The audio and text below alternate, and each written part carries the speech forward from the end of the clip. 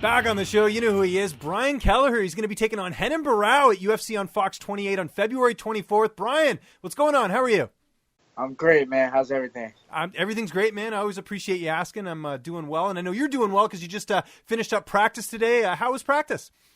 It was good. I had some hard sparring yesterday, so this morning was just like a light workout with my brother, kind of just drilling some strikes and some extra cardio after that. So it was good. I feel great.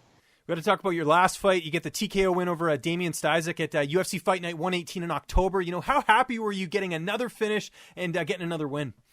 Oh, it was amazing, man. I was just really happy because, my fight before that was so fast, I didn't get to perform at all, So this fight, I was like, even if I win, I want to go, the 3 rounds and really display all my skills and try to get the finish at the end. I knew Damian was tough, hard to get, put away, but I got the job done in the 3rd round. I had a great performance. I got a performance of the night, fight of the night, actually, and so that was awesome. Yeah, what did you do with the money as far as the performance of the night money? Straight to the bank, you know what I mean? Good for you, man. See, that's smart. Yeah. Fighters watching this, save your money. Don't don't spend it in one spot. I'm smart with my money. Yeah, you got to be smart, man. I mean, I'm trying to invest a little bit as well for my retirement savings and stuff. But I haven't got a house yet. Me and my girlfriend are starting to look at stuff, and I think in the next year or so, I'll probably try to get a house. Yeah, and you live in New York. It's pretty pricey there, anyways, isn't it? Yeah. Here on Long Island, like everything's pretty pricey. But I'd hate to leave. This is my home for 30 years, so like I'm pretty sure I'm going to stay around here. And I have all my team and my family, everyone that I'm tight with. So I love it here. Yeah, New York's awesome. I agree with you. I wouldn't want to leave either, despite the housing prices. What was it like getting to compete in Poland and going through that whole experience? It was cool. It was a little different than Brazil. Brazilian fans are, I would say, top-notch, passionate fans for their guy. Poland fans were a little bit more respectful as far as, cheering me on and understanding that, like, I took out their guy. So, they really showed a lot of respect to me, which was cool. The city was cool, the architecture, the buildings, the colors and stuff. But, the flight obviously sucks. I mean, like, flying 10 hours. It's tough, when you're trying to cut weight and maintain that weight. And when I got to Poland, actually, I was like 3 pounds heavier than I was before I left. So I had to make little adjustments, and that was a little bit difficult. But and the sleep as well. But I kind of adjusted the first few days, and then I felt fine. Yeah, Orlando's going to be a lot nicer as far as traveling and getting there. Plus, the weather's nice. It's a lot better than New York, I imagine, right now. So, man, I'm looking forward to sun like crazy right now. Like, I'm a summer type guy. Like, not even crazy with the beach, but just like the sun gives me energy that the winter just doesn't give me. So it's like, the energy is just different. So I can't wait to do some training on the beach. I'll get out, outside in nature and just feel that energy in Florida is going to be nice. Yeah, we just got dumped with snow yesterday, and today I think it's just looking at my window here in Toronto. It's pretty snowy right now. I imagine same thing out in Long Island. Yeah. We get some snow here and there. It's pretty cold, pretty brutal winters, but it's nice. Makes to you have tougher, right? That's the whole thing. Yeah, right? Exactly. Yeah, it toughens you up a little bit. We got to talk about this matchup. You're fighting Renan Barao. I mean, how happy are you to get this matchup? How did this sort of come together with you getting to fight him? It was. I'm really happy with this opportunity. The UFC, took a little bit of time to get back to me. I fought last October 21st. Sometimes it takes longer than you want. Coming off a win, I'm 31. I love rolling with the momentum. I want to keep getting in there.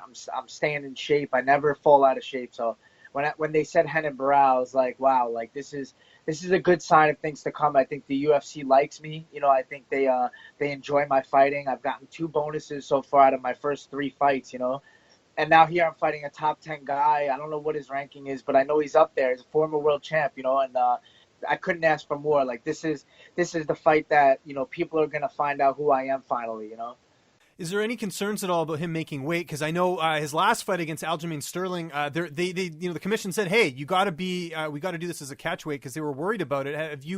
Was there any hesitation there? Yeah, no hesitation. For me, it's like I look at it as like if he misses weight, I'm still gonna fight him. I'm not one of those guys that's like, oh, he's 3-4 pounds heavier. No, I don't want to fight. I'll take the 20-30% gladly. I know he's making more money than me probably. So for me, it's like, hey, if he misses weight, it's whatever. I know he had the catch weight at 140, but I know, he's probably made some changes. He's at American Top Team. So hopefully he comes in shape, which I'm looking to fight the best Barao, and we'll see what happens. I feel really good about the matchup. I feel like a lot of pressure, a lot of angles, kind of similar to the way Dillashaw fought him. He kind of set the blueprint out there how to get Barao frustrated and to get him flat-footed, and towards the later rounds tends to gas out a little bit. So that's pretty much my plan. Excellent. And as far as training camp, I imagine just business as usual, training with your brother, getting in all the work like you normally do. Yeah. I've been, Long Island MMA. I've been over there most of the time. I got my striking coach, Nabi Barakat. He puts countless hours in with me, private sessions and stuff. And, my brother, of course, we do a lot of work together. But I've also made changes this camp as far as jiu-jitsu goes. I've been training at 10th Planet on Long Island here because they, Eddie Bravo's system. It's the new school of jiu-jitsu. It's a lot of these old school guys that have started out in gi. They teach a different system, and these 10th Planet guys are killers, man, with the leg locks, and they're just really aggressive with submission, so that really helps my game. Excellent. How's the weight cut going? We're a couple weeks away from this fight. I imagine everything on point. Yeah, everything's on point. I actually I tend to have this obsession with the scale, and it could either make or break my day. Like if it's not the number I think it's gonna be, I'm like down for the rest of the day. Like I gotta get it down, But I haven't had any issues since being in the UFC. Everything's went smooth. Poland was difficult, but I believe I'm a little bit lighter. I actually haven't checked my weight. I've just been doing everything correct, just running the extra miles, swimming the extra laps, eating, as clean as I possibly can. And I feel amazing, but I'll probably check my weight within the next 3 or 4 days just to see where it's at to, make sure it's where it should be. But I feel like it's perfect right now. Awesome. It's great to hear, man. How do you see this fight playing out on February 24th?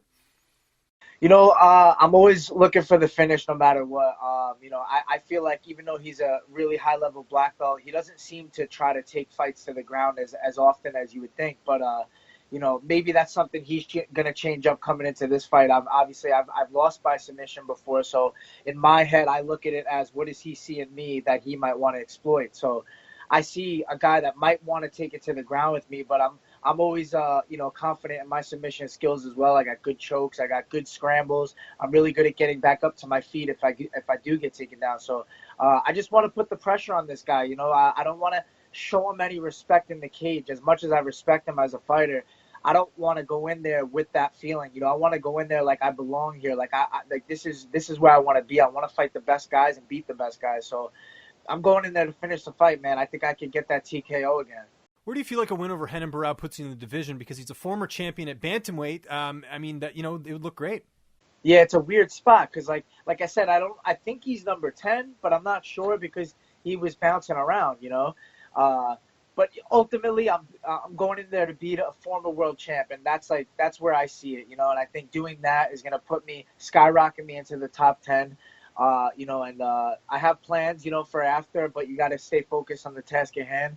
But you always have to have a plan, you know what I mean? And I know what I want next, and you got to ask for what you want, and you should get it. If you do big things, if you finish guys, which that's my plan, I think it only sets me up to fight the top 10 guys, and that's my plan going forward. So, what are you watching on TV right now during training camp? What's getting you through?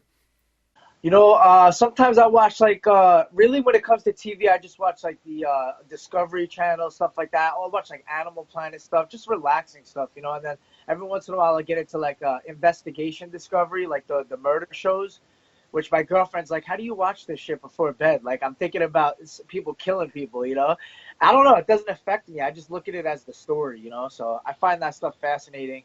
I've been reading books. Here's a book that I'm reading. It's I really love this guy's books. Don Miguel Ruiz. It's called The Circle of Fire, and it's just a book about finding just the love inside you. You know what I mean? Sometimes with fighting, I go cold.